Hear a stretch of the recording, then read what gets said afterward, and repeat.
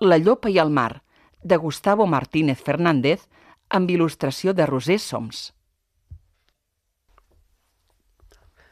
El meu primer record és un viatge alhora dilatat i intens, ple d'emocions viscudes en companyia dels meus germans cadells, que va començar quan la nostra ama ens va dipositar a l'interior d'aquell cistell encoixinat i vàrem abandonar la mansió de la xemeneia on cremaven, indolent i incansablement, els troncs llançats al seu interior pels criats de la família. Des del seu racó proper al foc, la mare es va queixar, emetent gemecs d'angoixa, d'aquell inesperat segon despreniment de la seva progènia. Però no va oposar resistència, temorosa potser d'un gir radical de les seves pròpies circumstàncies, que en un breu lapse va intuir com a probable. «La gossa es queda aquí», va anunciar finalment l'ama. El part l'ha deixat massa feble per a un trajecte de gairebé 7 dies. Tingueu cura d'ella. La porta es va tancar darrere nostra i els estímuls procedents de l'exterior van colpejar els nostres sentits. O Tannenbaum, wie sind deine Blätter? Cantava un grup de nois. Les ràfegues de vent traspassaven els vímets del nostre niu i ens feien tremolar. Les mirades de tots tres, però, romanien fixades en el mantell blanc que ho cobria tot. Des de les voreres dels carrers fins a les teulades dels edificis, provocant la resplendor d'un paisatge urbà amb figures anheloses d'un sol amagat damunt dels núvols. L'ama caminava aturant la seva mirada a cada lloc, com si volgués congelar a la seva memòria la imatge d'aquells carrers i indrets que n'eren propis. Havia desestimat pujar al cotxe, que amb l'equipatge i alguns dels components del seu servei s'adreçaven, com ella mateixa, a l'estació del ferrocarril. Ara sé que es diu així, aquesta màquina infernal que em va espantar amb el seu xiulet i el seu fum. I la raó no era sinó acomiadar-se d'una ciutat que abandonava per primera vegada la seva vida. Els criats ens van ajudar a instal·lar-nos a l'interior del nostre cotxe tot just abans que el tren partís rumb a Leipzig, la primera d'una llarga sèrie de parades que l'ama aniria anunciant responent a la curiositat de la seva filla i a la seva impaciència per arribar al nostre destí final. Recordo la mirada trista de la dona contemplant els múltiples edificis enderrocats i els afanyosos habitants enfeinats en la seva reconstrucció. La nena li va preguntar què havia passat i ella va respondre que havia estat la guerra. Ho va fer amb la veu presa per un sentiment d'aflicció que em va portar a la memòria els gemecs de la meva pròpia mare quan dins el cistell vàrem abandonar la cambra de la xemeneia. Va ser després de Nuremberg i de dormir en un hotel de Munic quan l'ama va tenir un fort ensurt tractant de trobar els passaports per travessar la frontera i pujar a un altre tren per continuar fins a Zúrich i Ginebra. Finalment, els va lliurar a un home uniformat que els va inspeccionar minuciosament mentre li preguntava on era el seu marit.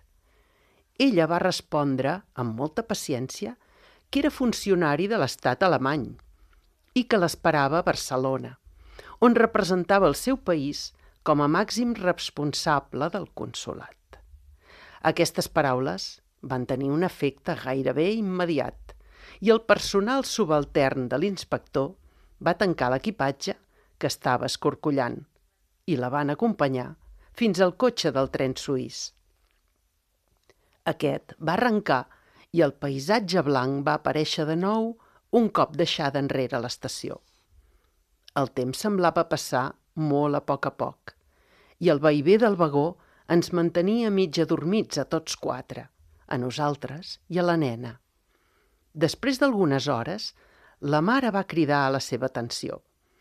El paisatge blanc es complementava ara amb una immensa massa d'aigua que va identificar amb el llac Constança i li va detallar que era un dels llacs més grans d'Europa i un dels més profunds.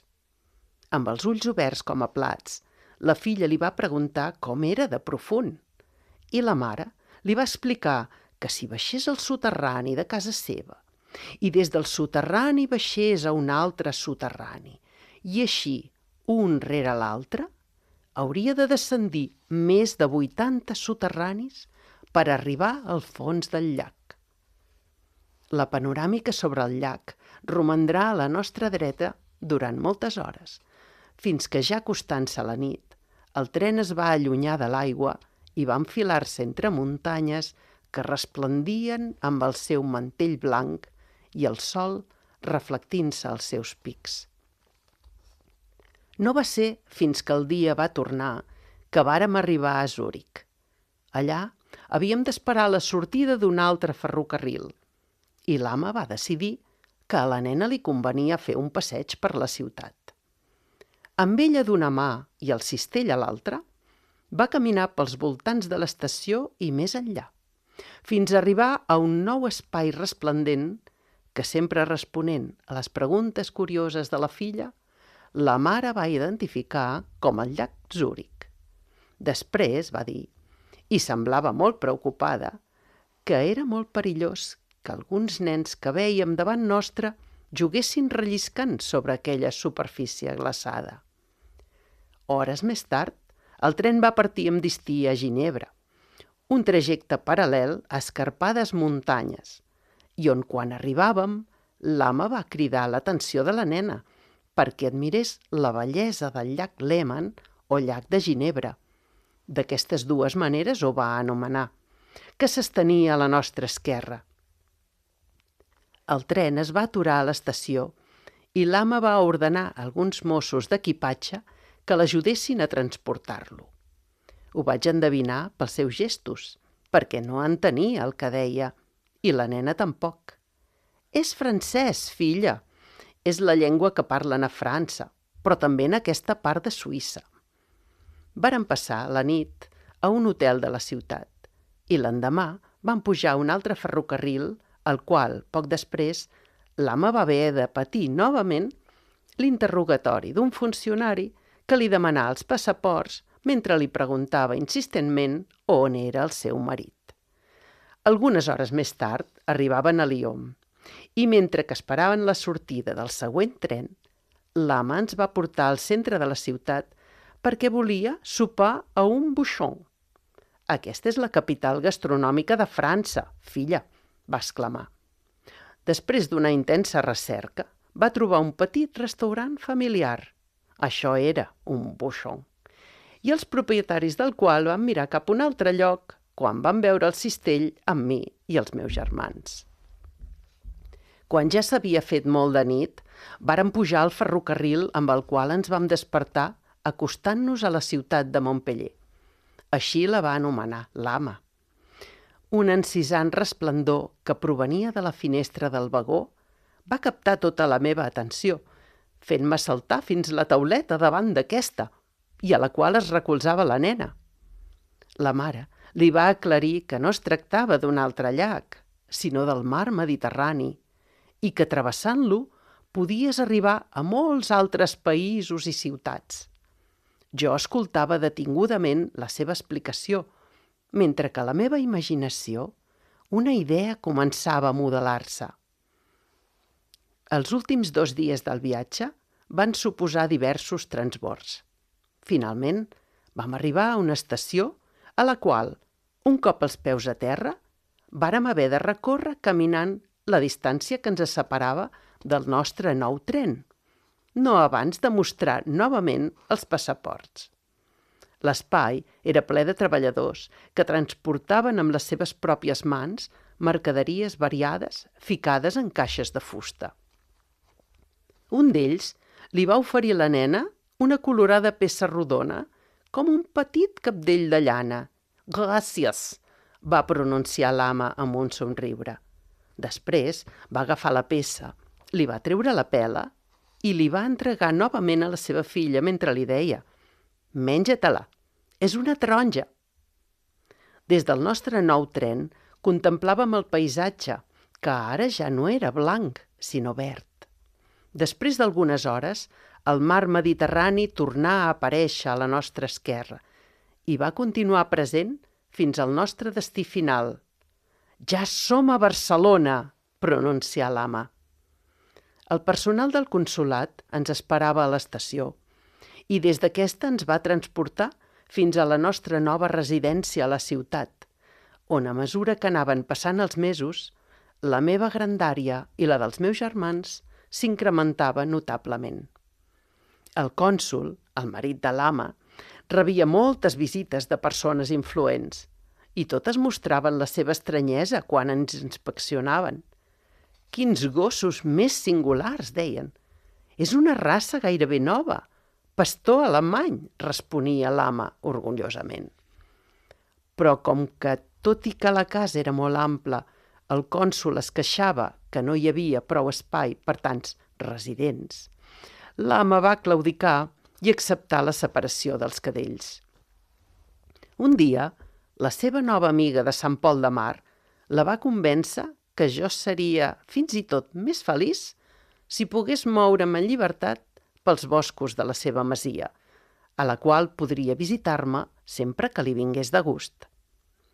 Poc temps més tard vaig viure amb angoixa la nova separació familiar i el trajecte en cotxe fins a una població que la dona esmentava amb el nom de Sant Pol de Mar. Un cop a la casa, van haver de passar uns pocs mesos fins que varen tenir la certesa que ja m'hi havia acostumat al camp i que no fugiria. Així és com va començar una vida de plena llibertat, ja que les portes de la finca romanien obertes fins que el sol es ponia. El primer dia que les vaig traspassar, de seguida vaig distingir aquella resplendor intensíssima que recordava de gairebé un any enrere. «És el mar Mediterrani», vaig pensar, mentre mirava l'horitzó.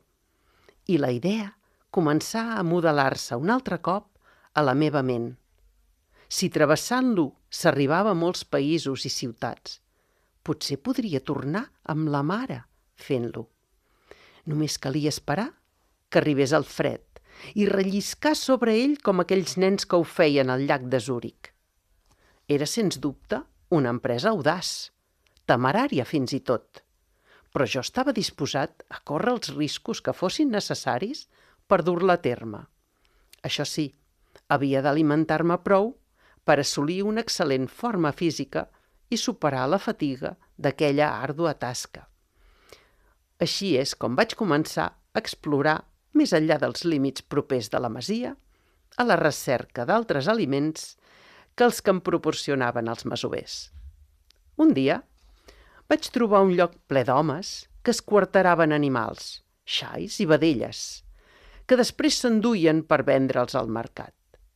Ells l'anomenaven l'escorxador de Calella i sempre deixaven pel seu voltant peces de la carn que ningú els hauria comprat. Minúscules, però prou per satisfer les meves necessitats addicionals. Un matí, el cel clarejà fosc i l'aire estava més fred que de costum. De seguida vaig notar com a gotetes d'aigua que em queien al llom. «Està nevant!», va cridar el masover, molt estranyat de l'esdeveniment. Poc després, els camps i boscos van canviar els seus colors ocres i verds per un primíssim vel blanc. Vaig travessar les portes per mirar l'horitzó en direcció al mar. «Aquesta és la meva oportunitat. Aviat el mar relliscarà», vaig pensar. El camí cap al mar s'intuïa des de la masia, no em perdria. Abans, però, havia d'agafar forces. Calia una darrera incursió a l'escorxador. Vaig iniciar una excitada cursa muntanya avall mentre recordava els gemecs angoixants de la meva mare el dia que ens van separar. De sobte, vaig sentir un tro que omplia l'espai mentre jo queia de cara a terra arrossegant-me entre les pedres del camí. El meu pensament se m'ennuvolava cada segon i anava perdent la consciència. Els passos d'un desconegut l'acostaren al meu cos inert. «Maleïda llopa!», vaig escoltar que deia.